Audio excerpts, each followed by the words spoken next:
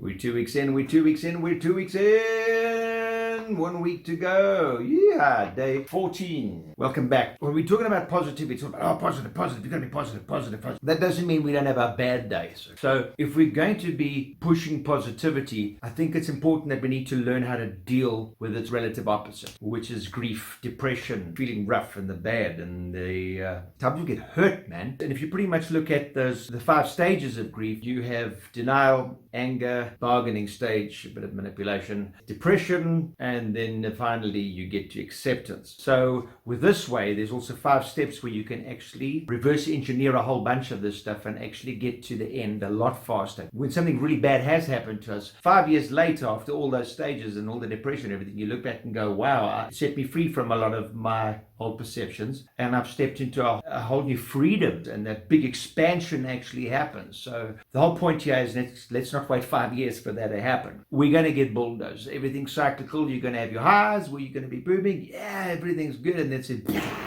Your biorhythms just fall out, or somebody does something, you get lied to, you get betrayed, bullied, put down, and messed up. So the first point is just feel. You got to feel it. So whatever happened, the language of the soul is feelings, man. It's emotion. To try and suppress that is a shocker. It'll always manifest in other ways. You won't relieve yourself of it. So you need to express it constructively. It's not kicking the dog, shooting the neighbor's cat, punching your neighbor, scratching cars, and you know what I mean. It's working out, exercising, going to the gym, beating the bag, playing an instrument. There's many ways that you can better constructively release those feelings. All right, so that's feel it. The second stage then would be to get real. And that stage now is to get past the denial part of it, is you actually, no matter what you do, you're never going to undo the situation. The circumstance happened. You're not going to change it. So you've got to get real. There's no way you're going to undo it. So you're going to realize that keep on replaying it in denial is not going to change the fact that it happened. It happened. It sucks. Shouldn't have happened. Not necessarily your fault. The deal is done. Shit. 3 is then now we then say, right, how do we deal with? So we've done feel, we've done get real. Now it's about to deal. So to dealing now with this is to basically then look really deep into it and say, how was I spited and smited? If I was lied or betrayed, or is it my own feelings of unworthiness and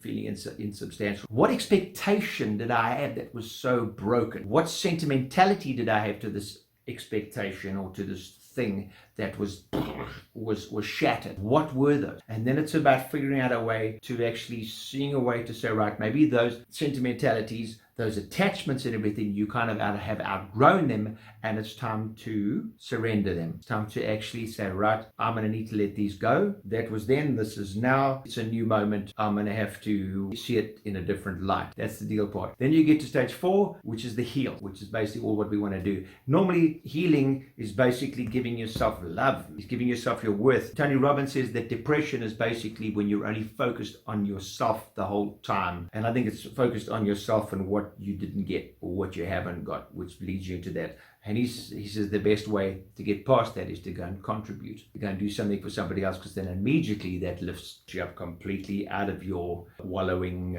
quicksand. So anyway, so give yourself the love. You might even need to forgive yourself for expecting your worth to be shown by other people from people outside of yourself. So you might even need to look at self-forgiveness as well. If it was someone else that betrayed you, you need to look at it that it wasn't your fault. You did nothing wrong. A really good tool here is to see, everyone says, forgiveness is a gift you give yourself. Resentment is taking poison and hoping the other person will die. That's all true and good, but it's really flipping hard to digest. So here's a much better way. And rather see forgiveness as not a destination you have to clamber up to. I've arrived. That it's not a destination. See it as a solace. See it as a place that you can go to just for rest and recuperation. Just to get away for a bit. Things are cyclical. The patterns of thoughts will repeat. But you're allowed to give yourself a timeout. It's your place of refuge. Another interesting thing is if you've been lied to or if you've been betrayed, it's often a reflection of how are you treating yourself. Derail yourself. Look at, instead of what other people has done and playing the victim,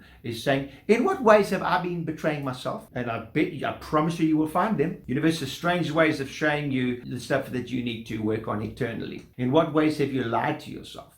I think I'm the most honest person around. I betrayed myself. I've lied to myself. It's hard work having to heal that and to check it all out, but so worth it. The other thing you need to do is whatever the person did to you or didn't do for you, you need to do for yourself. So in other words, if you weren't given the love that you expected, you need to be the love for yourself. You need to be the truth for yourself. You need to step up to the plate. You are the love. You are the acknowledgement that you are seeking for. And a heart that's broken is beginning to open. That's the expansion. Last stage 5 is now seal. Put a ceiling on it. Doesn't have to be permanent because, like I said earlier, our thoughts are cyclical. Things do spin around. They will come up again. But even if it's just that temporary refuge, you need to find a way just to close that circle each time it comes around. So we need to seal. It's just looking at closing that cycle. The ways of doing that is to now cement and anchor your new perception that you have and release the old one. And then reframe the situation. Remind yourself of what power have you stepped into? What power can you step into if you're still dealing? What freedom are you going to gain from this shitty situation? So it's basically looking at the power that you can step into and the freedom that you can gain. So it's now reframing the whole situation and looking at it just from different angles. And then if you practice that, if each time it comes around and you go through these stages, after a while, that loop will happen less and less because you keep sealing it. You keep sealing it. You keep sealing it. Now, after a while, the thoughts just get less and less and less, and you've got a new belief system and you're A for okay. Great. So, now we know what positivity sometimes isn't and how to deal with it in more constructive ways. Because the crap is going to hit the fan. Peace out, everyone. Much love. We'll see you tomorrow. The Big Cigar.